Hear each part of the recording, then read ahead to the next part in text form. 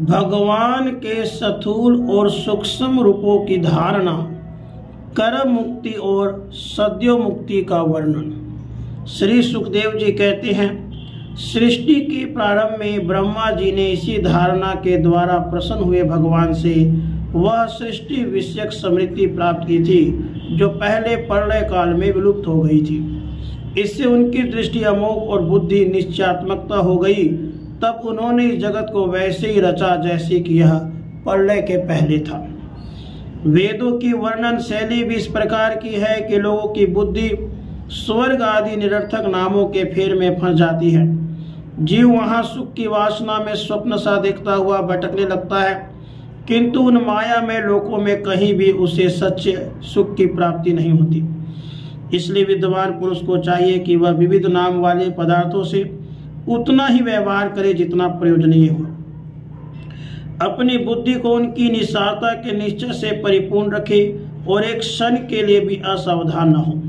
यदि संसार के पदार्थ प्रारब्धवश बिना परिश्रम के यूं ही मिल जाएं, तब उनके उपार्जन का परिश्रम व्यर्थ समझकर उनके लिए कोई प्रयत्न न करें। जब जमीन पर सोने से काम चल सकता है, तब पलंग के लिए प्रयत्न करने से क्या प्रयोजन। जब भुजाएं अपने को भगवान कृपा से स्वयं ही मिली हुई है, तब तकियों की क्या आवश्यकता। जब अंजलि से काम चल सकता है, तब बहुत से बर्तन क्यों बटोरे। वृक्ष की छाल पहनकर या वस्त्रहीन रहकर भी यदि जीवन धारण किया जा सकता है, तो वस्त्रों की क्या आवश्यकता। पहनने को क्या रास्तों में चिथड़े नहीं हैं।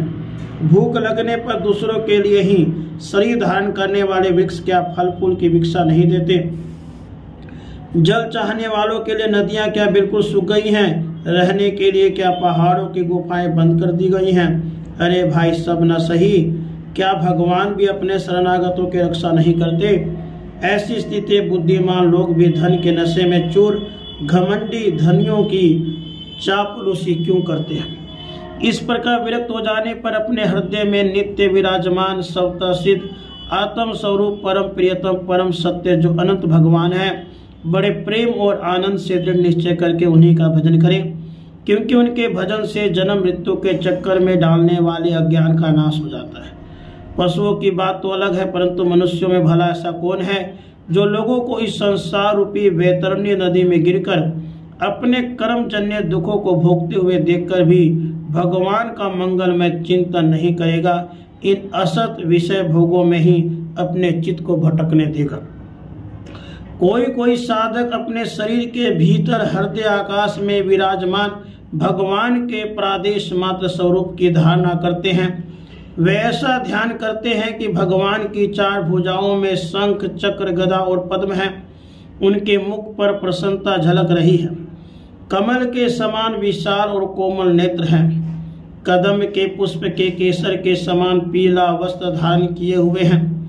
भुजाओं में श्रेष्ठ रत्नों से जड़े हुए सोने के बाजूबंद शोभायमान है। सिर पर बड़ा ही सुंदर मुकुट और कानों में कुंडल है, जिनमें जड़े हुए बहुमूल्य रत्न जगमगा रहे हैं।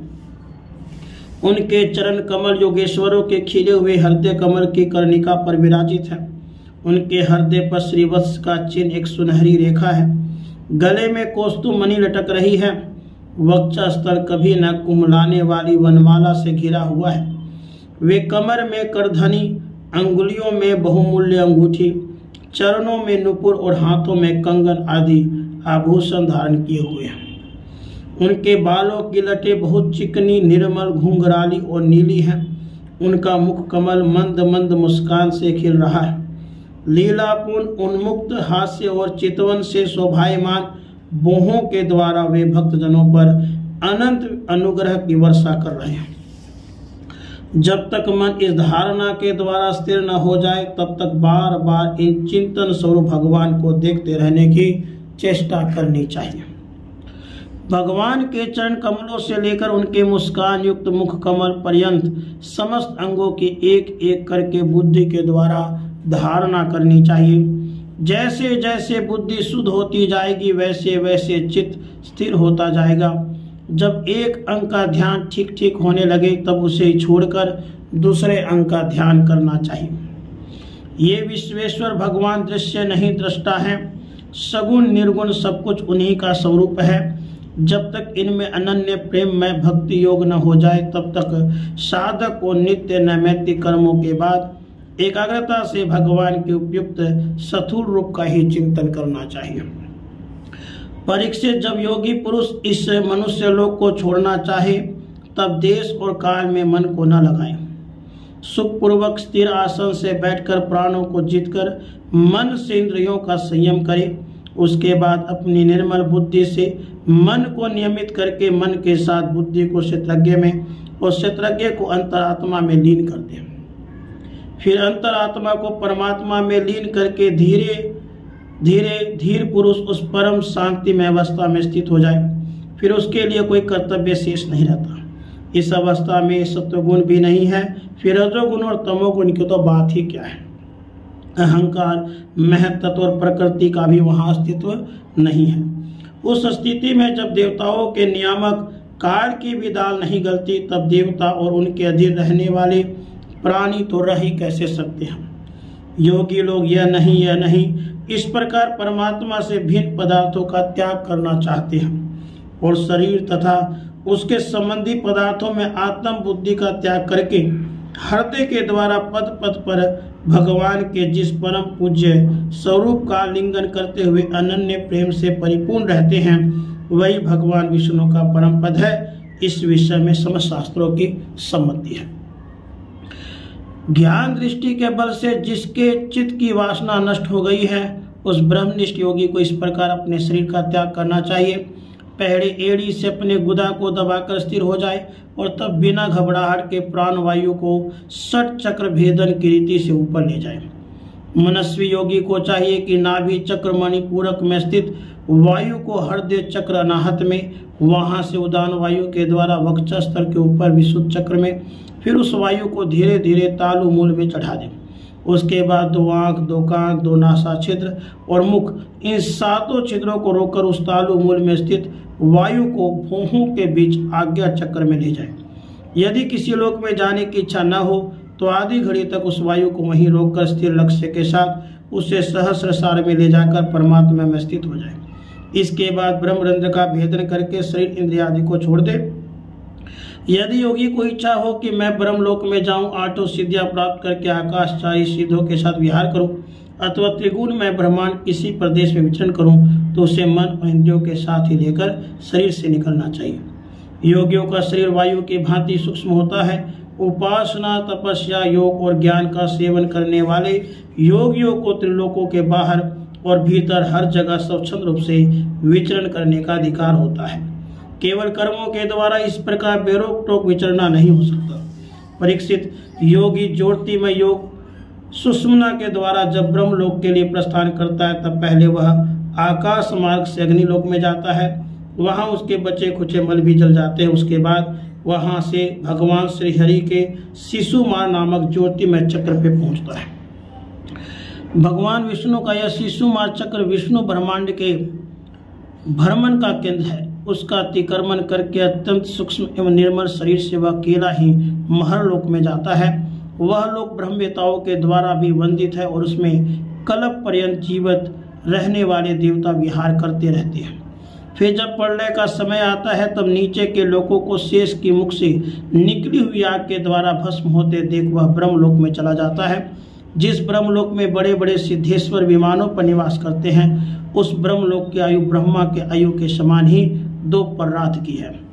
वहाँ न शोक है, न दुख है, न बुढ़ापा है, न मृत्यु। फिर वहाँ किसी प्रकार का उद्वेग या भय तो हो ही कैसे सकता है।